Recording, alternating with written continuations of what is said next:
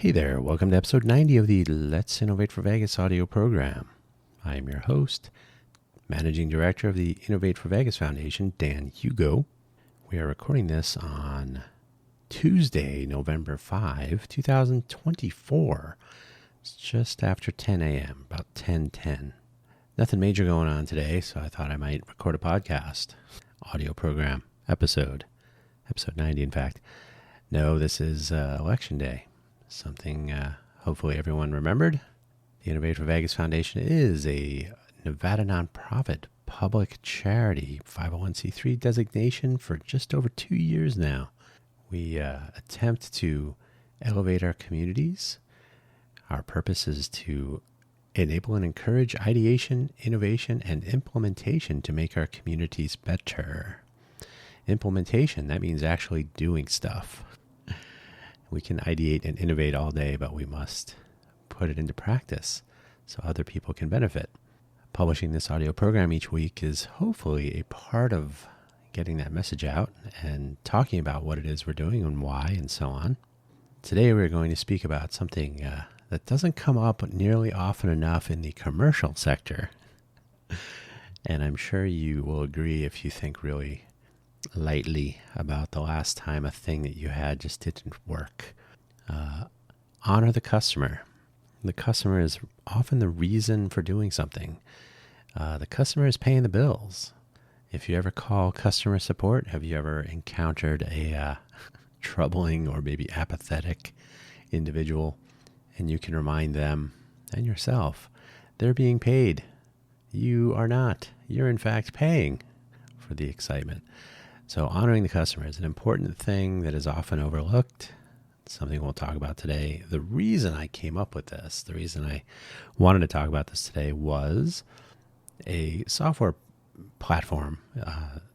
There was an app and a server-side service, open source, very nice, very useful. It was a bookmarking tool of sorts, so you could share or save a bookmark. If anyone remembers the Delicious bookmark saving, it was kind of like that. So you could, on your mobile device, you could see something interesting and you could save it, share it to this platform, and it would save the bookmark and it would skim through and find the description and all that. So, okay, good. I have a way I can share. And also in my desktop browser. Okay, and then I can access this list of bookmarks from both. Very nice. Open source, like I said, Discord server, discussions, active community of users. It was about 1 week ago, the founder of and the lead of the project announced in an email, he said, I wanted to thank everybody who's been a part of getting this platform to where it is. Tomorrow we're going to announce that we're being acquired by a company and that we're going to continue development, but it will be under this new company. So we're announcing it tomorrow, but just a heads up for the early contributors. Contributors of time and effort and all that, filing bugs, etc. So the next day when they sent out the announcement, those of us who had received the email already, which was pretty much everyone, why bother reading it? Except that the second announcement included a little note. By the way, we're deleting all of your data in 2 weeks. This caused a bit of a kerfuffle. Don't worry, you can export your data. Oh, that's not working. Well, you should be able to migrate. Oh, that's not working either. But you still have 2 weeks. So long story short, I migrated my data using a sort of a circuitous route, or pursuing one, I guess, following a circuitous route, and bid that platform farewell. It was a violation of user trust. I trust that you're not going to delete my data. And if you're going to delete my data, you'll at least give me a chance to download my data. So by telling us all along that, we're going to add features to make it easier to say, what about self-hosting or migration tools? Oh, those are still on the list. I'm not going to say who it is again. So I'll just say that it was a disappointment, to say the least. And this is a great example of what happens when you don't honor the customer. So there was a huge flurry of people on the Discord server discussing, I couldn't get migration. Oh, the data export feature, I got 2 emails, but it didn't do anything. Right. So you've put your your users in a pickle for no really good reason other than effectively self-interest. And that's unfortunate. And that's something we don't have to worry about as a nonprofit public charity. Or do we? No, we should always worry about. The reason we're doing everything we're doing is for our eventual users, our eventual customers, people who will come to find our efforts appreciable, maybe even valuable. So on that note, hopefully wherever you found this audio program, you will find the episode description wherein there are show notes. There is a summary that I will read, and there are several links. They're mostly all the same thing. There are 4 links that it's up from 4 links about stuff that we're working on, and then there's some Steve Jobs references. So I'm going to read the summary for today's episode, run down through the links, and then we'll get on with the show, so you can get out and vote if you have not already. As if you're listening to this on election day or on any particular day, shouldn't matter. Summary of today's episode. The user story seems like a basic idea, often dismissed as a part of the much-maligned Agile method, but often a real and legitimate representation of why any initiative is undertaken and for whom. If one is looking for motivation or reason of any kind to participate in community elevation initiatives, look around. Your users and customers are all around you. I'll get into some further ideation on that point. But the user story, Agile is unfortunately maligned. A user story is part of that. Some people don't care for it. They view a user story as under-documenting, under-specifying what the project is. I have too many examples where as a software engineer myself, too many examples where my peers and colleagues would say, why would somebody want to do that? If only we could write down a user story and give some context for use cases. The links for today's episode include a link to our foundation homepage at innovateforvegas.org. Innovate, F-O-R, Vegas, no spaces or anything, .org. There you will find some basic information about our foundation, our governance, some projects. The site has moved over to GitHub Pages and is still a work in progress, as is everything, all the time, and as it will always be the case. The nature of today. Projectact.info. That's project-act.info. Here you can learn more about the autonomous cohort tessellation initiative that we are pursuing to enable discovery of other people, projects, cohorts, initiatives, so that they might connect, communicate, and collaborate. This is a bottom-up approach, a decentralized view of the civic volunteerism universe. While we will start out domestic, this initially started as a replacement or as a successor to the Code for America Brigade system, which was sunset in 2023, December. But it could be more than that. So we'll see where it goes. And this is intended to be a collaboration between multiple people and cohorts so that we might make it easier to, I'll say it again, connect, communicate, collaborate. Agileforvolunteers.org. All one word, Agile, A-G-I-L-E, forvolunteers.org. Both Project Act and Agile for Volunteers websites are pretty Spartan at the moment. These are works in progress. Not only the websites, but the actual projects, the actual initiatives. Initiatives are made up of multiple projects. So Agile for Volunteers spells all of that out. And the documentation, the initial documentation for Agile for Volunteers is in a usable state. It's usable enough so that we're deploying this methodology for all of our initiatives at Innovate for Vegas Foundation. Macedon.Vegas. I talked about this last week, and it should be further along this week, this many days later. Configuring they use CloudFront in one example. Not CloudFront, CloudFormation, which is an Amazon-only infrastructure as code scheme. Macedon.Vegas may or may not be hosted on Amazon Web Services. It may be hosted somewhere else. So the exciting world of infrastructure as code, written somewhat generically. Interrupted, of course, by all manner of things. So at the moment, there is one person working on it. I take full credit for delaying Mastodon.Vegas rollout. So Mastodon, Mastodon.Vegas. Coming soon. Activity Pub, federated social media for Vegas, based on the Mastodon platform, which has taken the world by storm. So more on that. I hope to have at least have a coming soon page. Once I get the front end components, I'm using Pulumi. If you're curious, Pulumi is new to me, although it does use normal programming languages. The configuration scheme and whatnot is still new. I came from a Terraform way of viewing the world, completely declarative in a custom language. So this is different, but I am endeavoring to learn it. And so delay. The next 3 links are all the same video.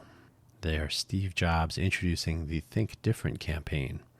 Now, I've seen this video many, many, many times over the years for various reasons. It's for whatever you think about Steve Jobs, it's a good video. It's very interesting. It's very sincere, I suppose, transparent. He's talking about he had just returned to Apple, and he's telling a room full of press insiders in Silicon Valley about their new ad campaign, but the motivation for the new ad campaign and how he believes Apple had lost its way a bit, talking more about products than the people. So he introduced the Think Different campaign. If you watch any of the 3 videos, you can pick one that suits you. The third one is the shorter version, but it does contain some of what I'm talking about. The longer, good audio version includes the ad campaign and goes into detail about the print and still image advertising that go along with the now famous Think Different campaign. And in fact, the commercial that you probably saw, which is the title of it is actually Crazy Ones, which I have also linked to. There were 2, well, there were more than 2, but there are 2 versions that are available to you. One is narrated by Steve Jobs, and one is narrated much more expertly by Richard Dreyfuss, who himself is a little odd. The Richard Dreyfuss narration is the one that actually made the rounds, but the Steve Jobs narration, as a demonstration, I suppose, is one that they played at the R&D campus at Apple Computer in Cupertino. It was played in Cupertino at the time Steve Jobs passed. I believe that was 2011.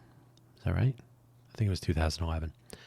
I was working a job on it at the time. I remember when it happened. Everybody in the room kind of like, oh, did you hear this? The Crazy Ones is an interesting campaign or a commercial, and the Think Different campaign was interesting. It was really focused on customer, not product. But the entire discussion, and it's something I will focus on slightly, was very telling.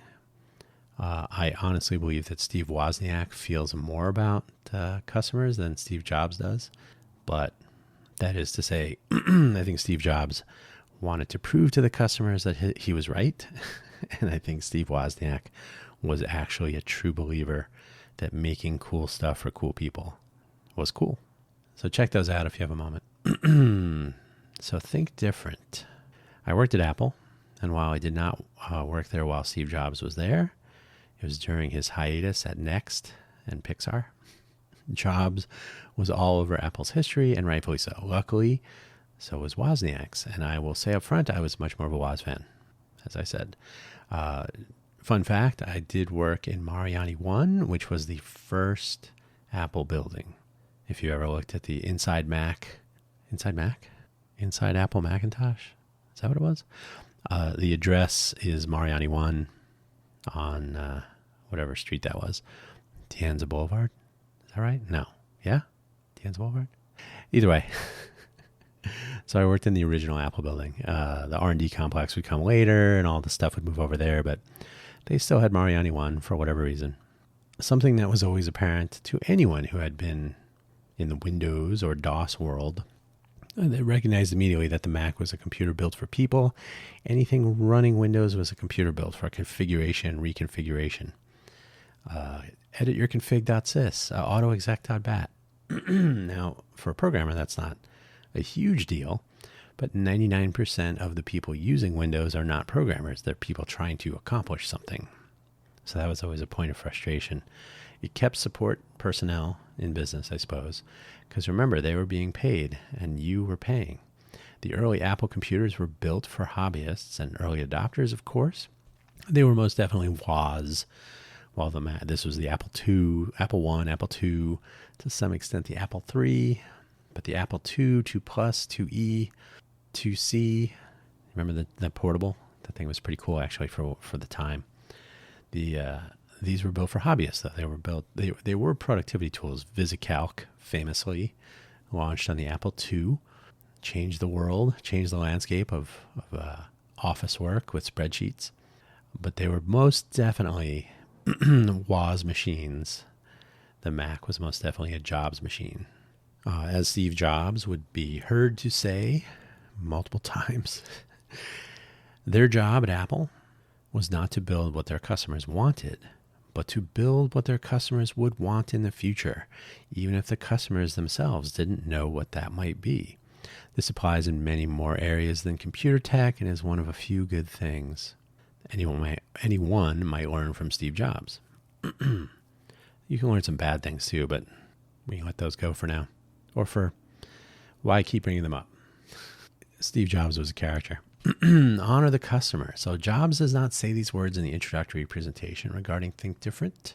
The Think Different campaign, though, was about honoring the customer or the people who do amazing things, which he believed would have been Mac users. He does refer directly to the fact that Nike, the sneaker and sporting goods, sportswear, sports equipment maker, honors athletics and great athletes. These are their customers. The take home, though, is to make things, whether those things are food and drink, clothing, homes, technologies, that are for customers, that you should consider those customers. That you should make them for the user, for other people. It is very easy, and I have seen it many times, to remain in a bubble, believing the goal is to ship product, no matter what, to get those burgers into the bin, whether they are actually good or not, to get the package to the porch, even if it has to be thrown from the street to save time. Who hasn't been there, right? Who hasn't heard their package, quote unquote, delivered at high velocity? The list goes on. We all have stories on either end of these kinds of transactions. Who among us has not been working in a fast food restaurant when we were, anytime, running for president even, and not experienced the feeling that, I must cook, I need to get these out. I'll cook them a little bit less. I'll push it a little bit harder against the grill. I'll drop it into the higher temperature fryer vat. There's a mistaken belief that getting it done is what will make the customer happy rather than making it work or making it good. And it's something that takes a while to appreciate, I think. In some areas, interaction with the customer is built into the business. Now, if you're in a restaurant, not fast food, if you're in a restaurant, and they're one of the best examples, and I use this often, food preparation. Food is a co-creation effort. The kitchen can find out directly if their production is off, if they missed the mark, or if they once again delivered the goods and they were good. You can find that out by asking the people out in the dining area eating, possibly by way of the wait staff, as they are sometimes called, the front of house. Strangely, if things are good, you probably won't hear it as often because it's supposed to be good. But you'll probably hear if things are not good. Now, in my fast food example, I did work at McDonald's when I was in high school. There were people known to, and I'm not going to say I never did this either, but we need that burger. We need that Big Mac. All right, so we'll cook it faster. We'll use some tricks.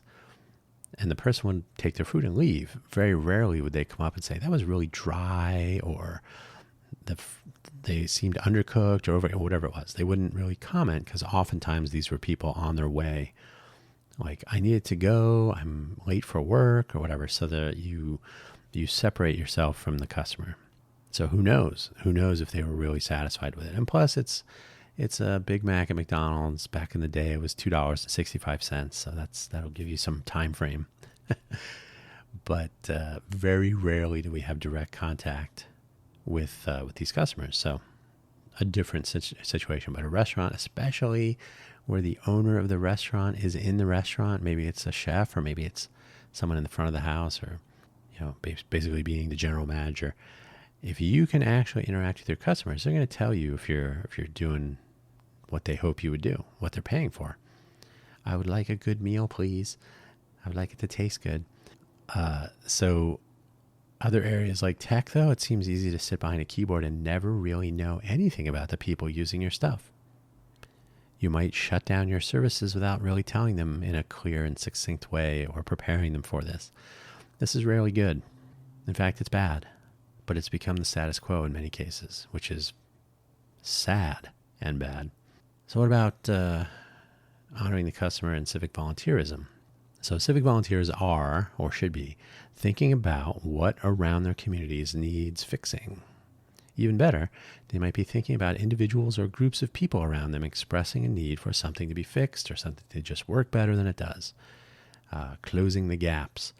This might not be a technology issue at all, in fact. Sometimes this is more about design or implementation, or maybe a language translation would help, or some usability or accessibility concerns that would benefit from something like co-creation. And usually some concerted effort by people who have this mindset. So if you can gather a room or a room full or a group of people, maybe virtually, who have the interest and the inclination to take a look at something that let's just say, I was going to say normal people, but what does that even mean? But people who are in a community or who are in a workplace or in a, usually in a locality, they'll be geographically proximal. So there'll be, people on the strip, people in your neighborhood, people at that library. And they'll say, look at, why is this do this? Why is this do this? Why are there potholes on the street? That's a common one here in Vegas. Why does this water fountain not shoot the water in the right direction? These, I'm just inventing things here, but it could be, hey, why does the signage always, there are some arrows that they place at the downtown transit center for buses, for public transit. And they point to, it says this way to the strip and this way to downtown, I think it is. And the arrows are pointing in different directions. So it's like somebody stuck these they're like little stickers. I think they're orange and green circles with an arrow. Like why there's one that's pointing to the left and one's pointing to the right, to the downtown, to the left, to the right. Like what's the intent of that? Is that supposed to be useful or funny? Not sure. But accessibility is a big one. Hey, how come this ramp, and then there's a brick decorative landscaping feature and difficult rocks, and then the crossing button so I can cross this high traffic street is inaccessible if I am not completely ambulatory. So who thought that up? So that's not a software problem. That's not a technology problem. That is a logistics problem, and that is a public works problem. Somebody didn't ask a person who would need to touch the crossing button, the signal button, the pedestrian crossing button, I think it is. Hey, if you're in a wheelchair or on a walker or use crutches or a cane or are otherwise unable to negotiate these ridiculously unstable rocks we have as landscaping and to get across this little wall we have as the boundary, but we have the ramp, so we know people are going to be here who need, because it's ADA requirement, we have the ramp, we don't have accessibility. You would learn more from co-creation, and you would honor the customer, the person that uses this crosswalk, by paying attention to this. Simple, or not. Innovating for the sake of invention is obviously not forbidden. Everybody has an idea sometimes that wouldn't it be cool, or hey, nobody's ever done this before. But if we begin our efforts with the things we encounter around us and consider how we can improve on them as a whole team, we can innovate in the way we address these concerns and actually elevate our communities. And we might even be able to share that far and wide for others to take advantage of. So we can solve a problem here in Vegas and we can share that solution with others, and maybe there's a similar problem anywhere else. And I think we're all so familiar now with the map of the United States that I'll just leave it to you to decide if it's in a battleground state. This is not far off from regular entrepreneurship. I prefer entrepreneurialism as a term, but entrepreneurship is also common. So identify a pain point, assess the market viability, total addressable market, decide whether a solution could be implemented with some profit to pay back your investors, and there you go. The difference, civic volunteer organizations are not venture capital backed, not profit driven, of course, and not necessarily aiming for the largest total addressable market, as I mentioned. We're aiming to solve the problem here, not at scale. We're not trying to grow. We want to solve the problem and move on. We don't want to continue solving the same problem over and over again. So we want to make it easy for people to solve and solve it. That'd be nice. In fact, none of these might be primary considerations. None of the profit and the growth and the market share is a big one. As is often the case, instead looking at the return on investment of volunteer time, effort, and expertise from the customer perspective. In other words, hey, you fixed my problem.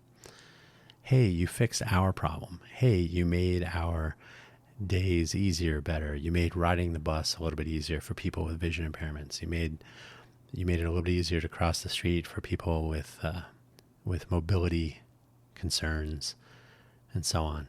The people around us for whom we are pursuing our initiatives are the people that we should be thinking about, not investors. And we don't have to worry about that. We could have donors. That'd be okay. Volunteers are also customers, which is often lost. One aspect of civic volunteerism, or volunteering for anything in general, that goes unaddressed often is the fact that other volunteers are your customers also. Maybe not looking for exactly the same outcomes, but surely other volunteers may be depending on your time, effort, and expertise, and you might depend on the same from your colleagues. So very often, and this you can watch this happen. It certainly happens with our organization. Tell me what to do. Now, organizing volunteers, that's not trivial, so I'm not diminishing that. But being a volunteer does mean taking some initiative. So finding out what needs to be done is one thing. Tell me what to do. It sort of has a little bit of a I'm going to need direction and management. That may not be true, so word selection may not be completely accurate. But if you find as a volunteer that you require micromanagement, or you require a lot of support or a lot of ongoing direction, your volunteer time is not being made the most of because you're subtracting volunteer time from others so that they might play this role as manager, lead, etc. Now, it's not to say that volunteer organizations don't sometimes set up a hierarchy to make the flow of effort more efficient, to make the use of time more efficient, and so on. So I'm not discounting the value of a management structure in a volunteer organization. But the fact is, in an all volunteer organization, especially, those volunteers and you are all making the same amount. So it's not quite appropriate to ask other people to tell me what to do. Like, we're all in this together. Anyway, it's something that's often lost, is that the customer is very often the person working on a project with you, working on an initiative with you, because what you do is something they need, and maybe vice versa. So interaction with customers can begin on day zero if you start to work on a volunteer project. And again, this could be anything. Could be running a food and clothing drive when the temperatures turn cold. It could be doing the same when the temperatures turn hot. Here in Vegas, it gets a little dangerous on the streets if you don't have adequate shelter. Yeah, volunteering is not a full-time job, or it is a full-time job, but the full-time pay is a little bit lacking. We're attempting to make the relationship a part of our Agile for Volunteers methodology. So this relationship between peers, based on things like whole team and customer inclusion in the original Agile method, as it was conceived almost 25 years ago, February 2001. In fact, and applying our notions not only to coders, as the original Agile method was conceived for, but all members of a team, including our co-creation customers from out in the world. So whether you're a coder, more creative, visual, audio, media, language translation, testing, product design, user experience design, marketing, customer service, any aspect of making an initiative go and making it successful in the eyes of the customer means you're a part of the whole team. And so something that you are doing will be helping someone else and vice versa on the team, not only the customers. So it's important to realize that your cohort members, your whole team, they are themselves your customer. They are looking for what you are creating and vice versa. And this isn't always apparent. Volunteer coders are among a subset of members of volunteer communities where they may interact virtually through repositories and pull requests, maybe occasional discussion, but maybe not in person, and maybe not interacting more directly with any customers, whether they are members of the team or intended users of the initiative outcome. In other volunteer focal areas, interaction with fellow volunteers and the people out in the world are almost entirely the goal. There is something to be learned at both ends of the spectrum, to be sure. So in other words, sometimes an initiative, whatever it is, it could be one of ours, or it could be anything from any organization or anyone trying to accomplish anything on a volunteer basis. Sometimes working on your own, you complete some requirement, you fill in a gap of some sort, filing paperwork to turn your volunteer effort into a public charity. It's not really a group effort. One person can tackle that, maybe two. Go through the IRS 501A documentation, see if you got all your I's crossed and T's dotted for your 1023 filings. That's not something you need to collaborate on so much, maybe. So something like that versus interacting with people at the food and clothing drive, right? There you probably are going to be speaking to people. You're going to be interacting almost entirely. There may be an occasion where you say, hey, other volunteer, we need more paper bags. We need more bottled waters. We need more, you help out moving things around and so on. So it's an interactive engagement scheme. You're not really giving direction. You're saying, hey, we need this. Oh, I can't do that. There's a real-time interaction, allocation of tasks, spelling out some sort of requirement, like this needs to be here. Okay, I can help with that. Oh, no, I can't. The customers are all around you. And the key, the take home here, and then the reason I'm making this specific connection between customer and peer is that honoring the customer means honoring the time that your peer is spending, the time, effort, and expertise of your whole team are all important. They should all be valued. So it's tricky. It's tricky for a newcomer to any sort of structured volunteer organization to see where things fit together and how. So you might end up with something called throwing it over the fence. Production by a street. Throwing it over the fence. This is an expression we've all used in one way or another when something that someone else has done lands on our plate, in our lap, on our to-do list when we had nothing to do with it initially. This was a huge problem in my early career. Like, oh, I don't want to work on this. Here, you work on it. Take it. You're in charge of this. One might explain, why do I have to deal with this? And the answer is often not satisfactory. I can't believe I write some of this stuff. When this happens, there may be some foreshadowing about your team, your organization, your interlocutors. They look at customers outside and their colleagues inside some development effort. They may be similar. We proactively discourage throwing anything over the fence in our org, literally or figuratively. While Agile for Volunteers does include some assumption, that volunteers will not stick around for the duration. Ideally, there will be sufficient communication throughout to mitigate the headaches of a mystery handoff. So in other words, what is this? Should not happen so often. It will still happen. But it should be a manner of, oh, I guess I will start working on this since it's half done and the person that was working on it departed. So having some starting point for the new contributor to a particular thing is useful. I will interject here and I will say, for example, as a CERT volunteer, Community Emergency Response Team, it's a part of FEMA. Civilian first responders intended to be on the scene first in the time of a crisis, chaotic scene. The first thing they tell you, you rally somewhere, a meetup spot for all of your local volunteers who can make it to a particular spot. You form an incident command center.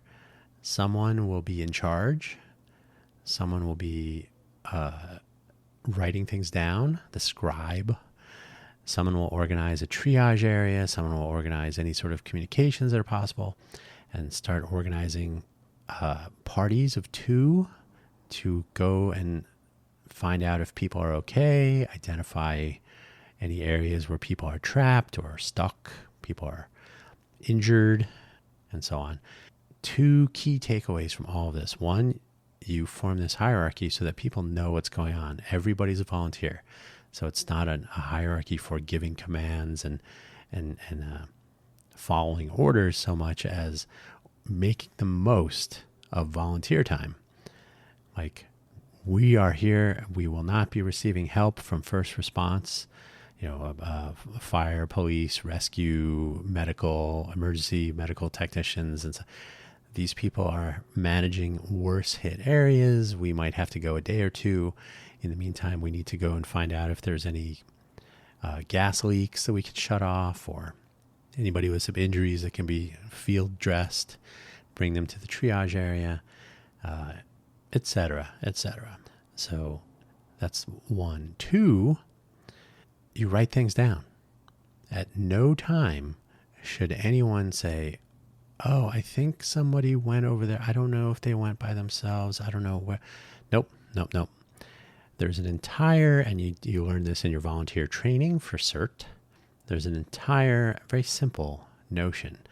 Write things down so that people know what's happening. Because at some point, first responders will arrive or other volunteers will be able to join in. They'll arrive late. Someone needs to know what's happening. Otherwise, you'll send people to do repeat work. There's an entire 10-minute display of how to mark a building that's already been inspected. If you go into the building, you put 1/. When you come out, you put another /. You mark it with a time and date. And I think you put your initials or some identifying. So you're supposed to have like a Sharpie or a spray paint. All these things we just have lying around. So the take home is to make the most of volunteer time in a crisis situation.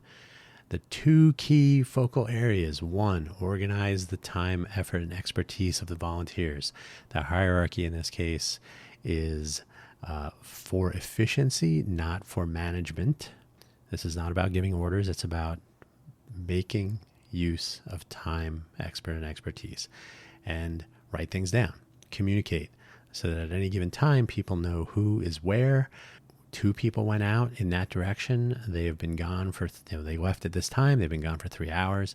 Should we send 2 more people out after them? Always send 2, never 1. As people arrive, what time did they get here? If they have a dressing on, you have to note the time so you know how long the dressing has been applied on a wound, things like this. If you write these things down, when people join or have to leave or other situations change or you need to share information with others, you have it. So if your team is unable to do certain things like this, hopefully there's no crisis to have to collaborate with. So we proactively discourage throwing things over the fence. Just write things down. And if we can follow the Agile for Volunteers scheme, then we will do something along the lines of writing down what you intend to do and then do it and then mark it as done. And that way, if you're halfway through and you have to leave, or you have to depart the project, depart the initiative, depart the whole team. What you have in progress doesn't need to be a shoulder shrug. So in our whole team approach, taken from the Agile and other methodologies and applied to all members, not just the coders, this is intended to get around this notion of the throwing over the fence. We begin by including all those involved in a conversation and planning. So anyone that is interested in being a part of an initiative, there is no, oh, we're talking about things that you wouldn't. No, of course, everybody should be a part of the conversation. We are all a part of the process, part of the journey, if you like. We are all part of the outcome, the reaction, the feedback, and likely some iteration. So once our customers out in the world get to try the things that we work on, they may come back and say, could you make it bigger, smaller?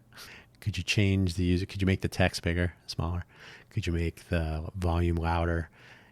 Accessibility issue. Hey, I don't have vision like I used to, and this is hard to read. Oh, okay. We used a Y-ARIA audit tool. It didn't pick up on that, so we'll fix that. We all get credit for our contributions, for anyone who wants to know. So attribution is an important part of a volunteer organization. You should always get credit for your work and be celebrated for the time, effort, and expertise you contribute. So reaching out to one and all, our outreach efforts to the hidden civic volunteers of the greater Vegas area has been something of a challenge, which I have mentioned before. Not to say there is no population of civic technologists, volunteers. That's not what I meant to say. Civic volunteers, technologists or otherwise, in Vegas. There is, especially when we were called Code for Vegas, we had a room full of people who were coders. And we had various people who would say, I'm not a coder, so Code for Vegas is not for me. So in changing our name, we hope to get innovators, coding and otherwise. Technologists, so coders or computer people in general, probably still pick up on the notion. But it's really important to realize that not everything is code. Look around the world. Not everything is code. There is a lot of code out there, but not everything is code, especially when the thing has to interact with humans. You'll do better to have humans involved. Humans with some skill or some sort of acuity when it comes to interacting with people. Perhaps the potential civic volunteers here in Vegas are waiting to see others do something before they jump in. This is human nature. True entrepreneurial innovators are likely busy working on their own endeavors, perhaps not available to take on more volunteer efforts. So it could be any number of reasons. But it's hard in the greater Vegas area to light the light, to light the rocket, to light the booster. The same may be true elsewhere, not in our immediate vicinity, which is why all of our initiatives are open to collaboration with others in other places. So all of our initiatives at the current time are not Vegas specific. We can develop and deploy in Vegas, but they can be developed in collaboration with others and deployed wherever those others are, and in Vegas, hopefully. You don't have to be in Vegas to innovate for Vegas. Our initiatives are also conceived and planned with the intention of making them applicable to other places. Hey, I just said that. Like where volunteers from other places may be able to interact with their own customers and realize some benefit. And even more interesting, what we develop here doesn't necessarily need to be exactly what works there. Ideally, we'll build things that can be adapted, they can be extended. Nobody will get everything correct in one place and apply it to every other place and have it just magically be correct. One person can make a difference, which is why our Project ACT initiative, Autonomous Cohort Tessellation, is aimed at cohorts of one person or more. The notion that you must be an established organization is troubling. That puts a lot of onus on the volunteers. Hey, I just want to volunteer. I just want to try to elevate my community. Well, first you got to fill out some paperwork. Building from the bottom up and with people who are there where the action is. I like to say on the ground. You are close to the community that could use some elevating. It's where you can make a difference and where we can make a difference working together. So the final word, honor the customer. They are you. That's all I have to say about that. Today is a brief episode. Wow, under 50 minutes. I got 49 minutes just as I started saying that. So with truncation of silence, should come in around 45, maybe 43. And I will leave it here because, again, I'm going to go drop off my ballot at the polling place. There's a lot of potential in the civic volunteer space on two sides of a coin. One, developing skills, ability to collaborate with people, and remember those people are your customers too. So your team members, they depend on you for some things, you depend on them for some things. It's a nice collaborative interaction. And the other side of that coin is the deployment, the implementation of ideas and innovative solutions so that the rest of the world, however large that population might be, could be people in your neighborhood, could be an entire city, could be everybody on the planet, who knows, might benefit from this. And ideally, they will come back around and say, hey, it would be cool, it would be better, it would work better, it would solve more, it would be amazing if, fill in the blank. And then you go back to the other side of the coin and say, hey, we can make these features work, and we can make what we made even better.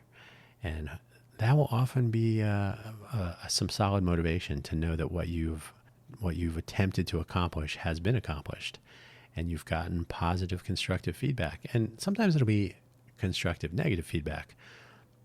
Again, hey, the color scheme makes it hard to read. That's mildly negative. Like, hey, you didn't check before you release this to make sure it's compatible with, different types of color blindness, for example.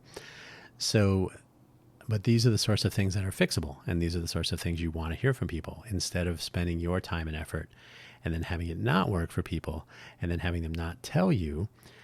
I always make this analogy. It's like when you go to a restaurant and if the food is not good, tell somebody, just say, hey, this, and there's often this fear of like, oh, they're going to abuse my food because I complained. Well, don't go to their restaurant then. But I find this true of food truck owners in general. If something's not right, just the owner of the food truck is often 1 foot away from you if you're standing near the food truck. Just say, hey, this is cold, this is hot, this is crunchy, this is mushy. And they'll say, oh, that's not right, let me fix that. So that is often the case in the world. People don't do things with pure profit motive. Some people do. Some people do things for the outcome, and that is the goal of our organization, and hopefully the people who volunteer as part of it. And that is where I will leave it. Thank you so much for listening. Don't forget to check out our various web projects and initiatives and sites and so on. And they will lead everything we're working on now. All of our initiatives are tech-centric, unfortunately. But ideally, maybe about half of them have a real-world physical component that may lead to some other things. And so volunteers of all kinds should check out what we're working on, and that will happen. And that will happen where you are as well. Take care. Thanks for listening. Bye-bye.